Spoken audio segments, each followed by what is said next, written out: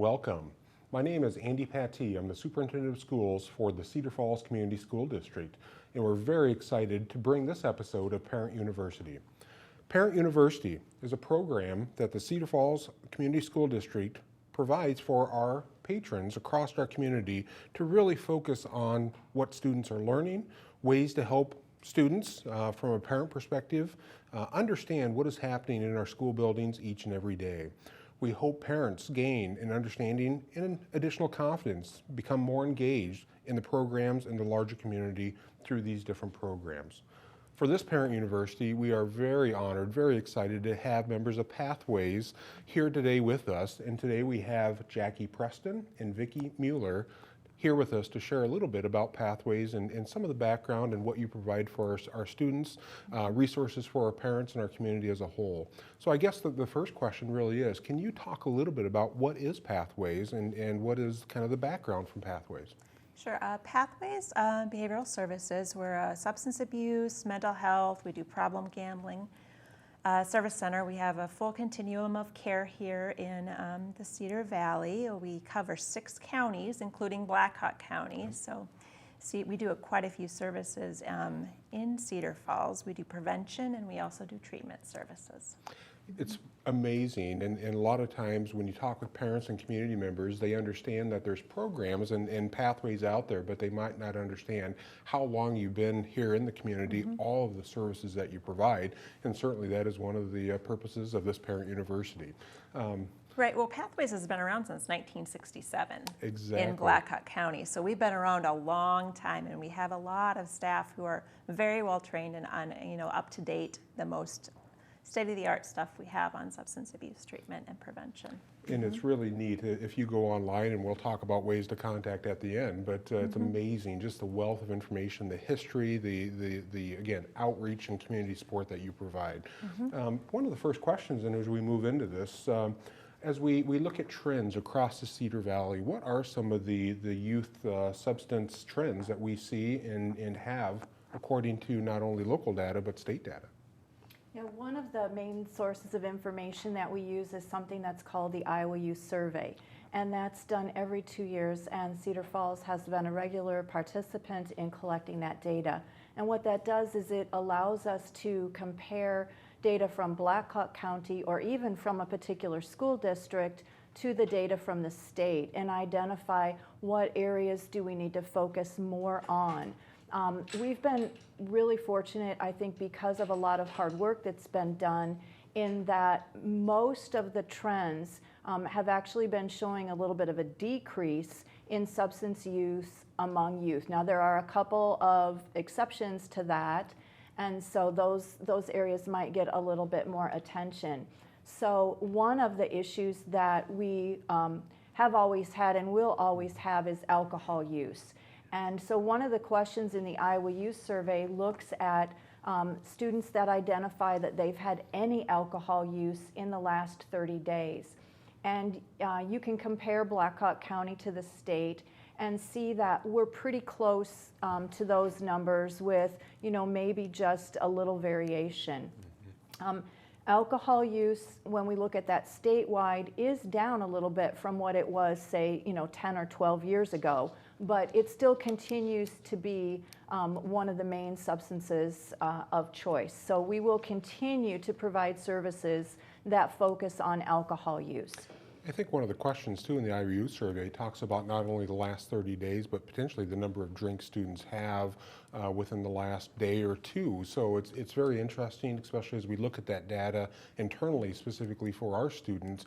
It's really good to understand those trend lines and then certainly work with experts like Pathway to look at responses, best ways to help support students and parents through some of those challenges. Absolutely. So we want to find out any use, but we also want to identify early those students who are engaging in what we would call binge drinking. So if they are having multiple drinks in a short period of time, because we know what that does is that it primes the brain for addiction, and obviously there are a number of implications for their home life and for their school life, and want to do everything we can to provide services for them so that hopefully we can stave off additional serious problems. Very good, very good. Another substance that we have been looking at for a long period of time is tobacco.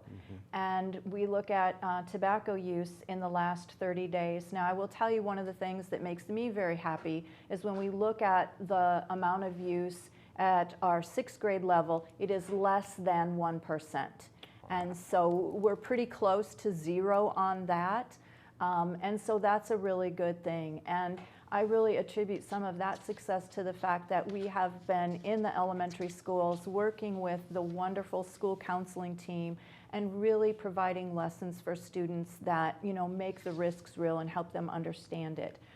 Even at 8th grade, we're right about 1%, so our number is pretty low. And even at 11th grade, Black Hawk County's just a little bit higher than the state as a whole, but still about 5%. Those numbers have dramatically decreased. When I first started doing some prevention work, I can tell you that those numbers were close to 20%. Right. And so we have really made a lot of progress related to tobacco use. Do you think some of that prevention, and again, it's the partnership that Pathways provides, information to schools as well as our counselors, that we can help support our students to understand the dangers? Do you think parents are, through the process over the last 20 years, really gained an understanding of the dangers of tobacco use as far as maybe cigarette use, and maybe that's been seen as one of the reasons why it's declined too over time? Well, I think so. Adult tobacco use is on a steady decline too. Good. So I Fantastic. think that plays a big part. The kids aren't seeing their parents using tobacco as much as in the past, and so they're not picking it up. That makes sense, because I saw on that slide there was a little asterisk that said this does not include vaping, e-cigarettes, and some of those other aspects, which I'm not sure there's as much awareness about that across the spectrum of parents. As a parent, I wasn't fully aware of vaping or e-cigarettes. So what trends are you seeing with that? Unfortunately, I don't have good news here. Unfortunately, as we've seen people become aware of dangers and risks of tobacco, Big Tobacco has tried to use words that create a sense that there's not as much risk or as much danger. So people hear the word vaping and they think vapor, well, that's got to be safer. And the FDA also did not step in and regulate these products as quickly as we would have liked. There was about a 3-year delay in that. And so what we have seen is the trends for e-cigarettes and vaping have gone up, and they've gone up pretty steadily over the last 5 years. Again, at 6th grade, we're at 1%. You'll notice that Black Hawk County is significantly higher than the state at the 8th grade level. We're also higher than the state at the 11th grade level. I will tell you, in Black Hawk County, one of the things that we've looked at is the number of establishments that sell these products. And we have a very, very high concentration of those products being available. And so anytime you have a product that's more available, your use tends to go up. In addition, we can look at television, movies, sporting events where these things seem to be glamorized. Also, the companies that produce these really went back to the old playbook of Big Tobacco, and they do things like all these flavors that are meant to entice children. So we have, minty mint and peachy keen and mango medley, and they make it sound like it's just these wonderful flavors, and they don't address the fact that there's so much nicotine in these products, and nicotine is the part of the product that creates the addiction. And obviously, when someone is younger, their risk of addiction, again, is higher because their brain is still developing.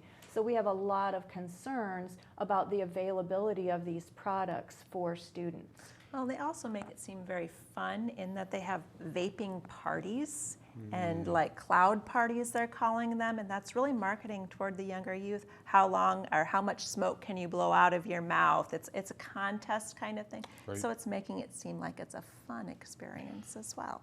And we did some training with our entire administrative team, and there are some components that I learned that I didn't realize. Number one, what they look like. They're very small in nature, and they can be pretty well hidden, but also you don't always, when I think of vaping, I always thought that there'd be a large cloud of smoke that might come from the vape. There's actually ways that you can kind of dissipate or hide the smoke. So as a parent, as an adult, you might not see that big puff of smoke that could come out, but you do notice the scent, because most of them are fruity scents or kind of candy flavored in essence. And that's one of the ways that we're at least noticing it as we talk with kids and are around kids. So I think you might have an example of what one of those look like. As you can see, they're really small. They look like a flash drive almost. This is just an example of a Juul brand. There's several different kinds, and some of them are even smaller than that. So kids can plug them in to their computers. You don't even know that they're using them. And I think for parent awareness, our senior students through our Tiger Highline did actually a survey of the students in the high school, and about 70% of them said it is an issue. It's something that is something that they should be concerned about and other students should be concerned about, which is, I think, important for parents to know. Yeah, they're pretty sleek and pretty small, and some of them will light up with different colors. They can plug them into a hard drive to recharge them. They're small enough so that they can be held in a closed hand, and so it's very difficult for school personnel to recognize that it's not just, you know, a USB drive, that someone's not working on a product, and so they can grab a hold of it and put it up to their mouth and do a little cough and you know, do the vaping right there. And again, the flavors are a big issue. One of the things that we find pretty frightening about the Juuls is that a single cartridge for a Juul, or some of the other brands, there are other brands as well, they contain as much nicotine in a single pod as 20 cigarettes, or as a whole pack of cigarettes. And so when we look at that nicotine load that people get from using that, it's really high. And so then we see for some of our students, it causes agitation, anxiety, inability to focus. There's a lot of bad things, along with the high level of nicotine, again, creating that addiction. And so those companies are then, you know, hoping that they'll continue that use of this sleek product, or then move on to the other more traditional products. And so, you know, there's a lot of risks related to that. And again, Juul's just one brand. We tend to say that because they now have over 50% of the electronic nicotine delivery system market, and it's so popular that kids talk about Juuling. It's kind of, you know, a lot of kids will say that instead of saying vaping, even if that's not the brand that they're using. And I think you even brought some examples of the pods and really how small some of those pods are and what they might look like. And they have different coloration based on the flavors, and they actually then just connect into what looks like that USB / flash drive to be able to provide that nicotine into the body. And I think it's really important to highlight exactly what you just said. One of those pods, which are really, really small, contain the same amount of nicotine as a whole pack of cigarettes. And again, a lot of people say, oh, it's not that dangerous, it won't be that addictive, but it's highly addictive because of the amount of nicotine that an individual can get from one pod. So thank you very much. We will be right back after this short commercial break to continue to talk about Parent University with Pathways. Right through there. You have to help her. Help her. Hey, Sam, can you hear me? Looks like an overdose. Do you know what she was taking? She doesn't do drugs. Her friends don't do drugs. No, listen, we're just trying to save your daughter's life. Any idea? Going to the movies, son. See you later. Bye, Sam.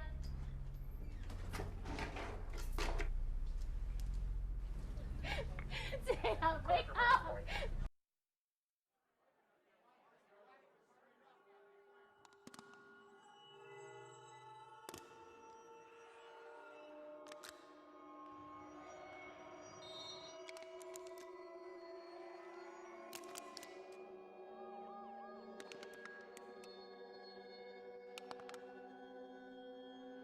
Underage drinking comes at a cost.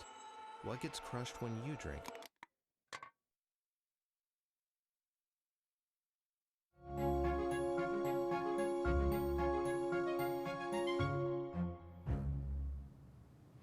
Welcome back to our second half of our Parent University. We are honored to have Pathways with us for this episode, and certainly want to reintroduce Vicki and Jackie to the program.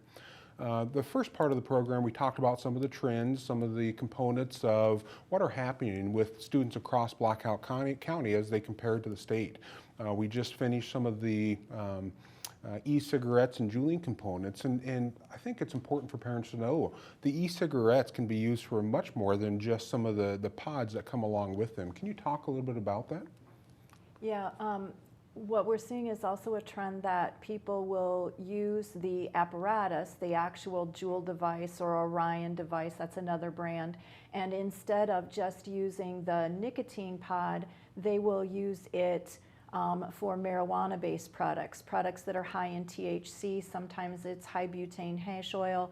There's methodologies where they can take the pod apart, inject those substances, and then use that. And so, again, it would be really difficult for a classroom teacher, for any employee in the district to be able to recognize that, because those products that they use in the device also are odorless. So you will not have what people think of that traditional odor of a marijuana product. And so there's that risk as well. We do know that marijuana use in Blackhawk County is a little bit higher than our state numbers. I think if we pull out Cedar Falls, it may not be as high as Blackhawk County as a whole, but our rates are still pretty high. And so talking about marijuana is another thing that we very carefully do when we're out in the schools. Talk to students, because there's a perception right now that there's no risk. When someone sees that something becomes legal, they think, well, it must be safe. And so especially when we're talking about students in our schools, there are definitely risks associated with it. And so we have to make sure that we're going back and talking to students about, the differences in like a product that's high in THC, which is the addictive component, and then another part called CBD, which is cannabidiol, which doesn't have the same effects on the brain, and which there may be some evidence to show that that could help with some medical conditions. But that's not the same thing as what students would get and use, for example, in one of these devices, or even just using as like a whole product. And so there's a lot of work to be done there. And I do want to point out just real quickly that we've been doing quite a bit of pre-post testing surveys before our programs and after our programs. And when we ask them about risk level and marijuana use, it's almost 70% feel that there's not very much risk at all with using marijuana. And these are 6th and 8th graders. So it's a big problem in our service area. Very important for parents to know that, to be able to have those conversations with their students, their children, to help them understand the dangers that are associated with that, and the fact that these gateway drugs can lead to other addictions and certainly other challenges down the road. Other trends within substance abuse. I think we've talked a little bit about some of the prescription drugs or RX drugs. What does that look like? Yeah, prescription drugs we have been paying quite a bit of attention to, because a number of the prescription drugs out there are opioids. Not all, but there are a number that are. There are also students that would misuse other kinds of drugs, for example, drugs that are used for attention deficit hyperactivity disorder. But one of our big concerns right now are the ones that are opioids, because we know that once people have a harder time getting a hold of a prescription, that they may then try to order something on the internet or buy something on the street. Unfortunately, in our area, when we look at seizures that law enforcement have done of kind of counterfeit prescription drugs, they are often contaminated with higher level opioids like fentanyl and carfentanil, which are deadly. And there's also that connection then to heroin use. So when we look at prescriptions, that is something that we also, even when our students are really young, we talk to them about prescriptions in, you only take something that was meant for you. You have a grown-up help you. You don't take something that you find on the playground. So we really talk about it in ways that are age and developmentally appropriate, but we can't wait until they're seniors in high school to have that discussion. Well, and that's a great point. And the partnerships that we have, I think, between the school system and Pathways are so vital to help provide some of those dialogues and discussions. One of the first programs that we have you involved with and certainly have that partnership with is in second grade. Can you talk to me a little bit about the SHEEP program that we have within our second grade classrooms? Sure. This is one of my absolute favorite things to do. Second graders are usually pretty delightful, and so we go in for 6 weeks. This program is not only age and developmentally appropriate, but it meets the standards, National School Counseling Standards. It also meets the requirements for health literacy that are set out for second grade. We do, again, pre-test and post-test, and so our school staff loves it because they can show outcome data. They can show that this program really is effective.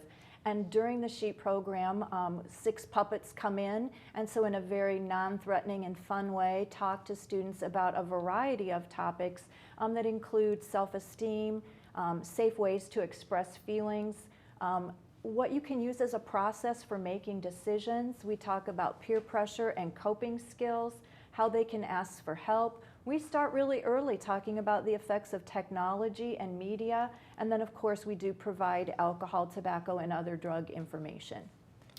Having 2 students in the elementary buildings at this time, 4th grade and 1st grade. I know one's gone through that and really talked about that at home and what he learned. And I know our 1st grader's looking forward to that coming up in a year. So thank you for that work. I know you also provide some services at 6th grade. Can you talk a little bit about the life skills topics in what you provide for our 6th graders? Sure. At 6th grade, our school counseling team does the groundwork with some of the same topics that we talked about with SHEEP, things like peer pressure and decision making. And then I come in at 6th grade and really serve as basically a content expert and address topics about alcohol, what it does, what are the risks. We do 2 lessons on tobacco. Some of it is more conversational, but students also get to do activities where they get to see a gross mouth, they get to see a tar jar, they do an activity related to breathing, they get to see pig lungs, a healthy lung, a diseased lung. We talk about advertising. They end up writing a counter ad, so they'll see an ad that might portray a product as fun. They hear about the risks and they get to develop their own ad that then turns around and gives accurate information. So really a great lesson. And then we also can talk about prescription drugs and opioids. And you talk about that exercise that you had with the counter ad. That's truly critical thinking, creativity, and what we ask all of our students to perform, especially as it's embedded within healthy lifestyles and healthy choices. So that's just simply tremendous. Can you talk about some other services that Pathways provide for schools and school districts?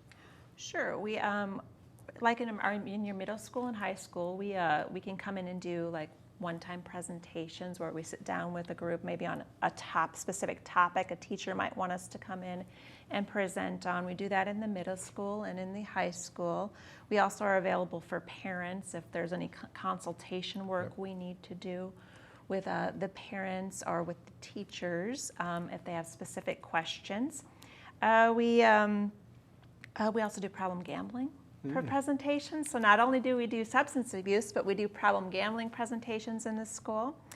One big service we offer is our on-site counseling services. Yep. So that we go into the middle school and high school and we meet with students who might have already had some problems with alcohol or drugs. And those students who just need extra counseling, it's not education anymore, it's counseling services. And those services are confidential. Parents might not even know their students are seeking services because as part of federal confidentiality guidelines, we can't share that with the parent unless the student has signed a release. So the student has all the power, and we really push the student. We suggest that they sign a release to their parents because it works best for treatment if families are involved. I understand completely. And again, there's so many different opportunities for parents, for our adults in our community to engage with Pathways. I know we've shown some of the contact information up on the screen. I think it's important for our parents to understand if there's concerns or if there's questions to be able to reach out. And one of the areas we did not spend a lot of time talking about is mental health, but the mental health services, preventative services that you provide are extremely important as we look at the overall health and wellness of all of our students, of our community as a whole. I know one of the last comments that I have, just again, the wealth of information that you have on your website. It talks about, that you have kind of primary prevention and secondary prevention. You really focus on helping individuals understand the hazards of moving into maybe an unhealthy choice, but then helping those that might have already moved into that choice. So you have two different areas that you're really focusing on, and prevention education is such a primary concern for us as an educational institution. We thank you for that involvement in that work. So I can't say, again, thank you enough. We know that our parents are always highly engaged and are always highly interested in learning about these topics. Thank you for being here and being involved in watching this episode of Parent University, and thank you for Pathways for your time. Thank you.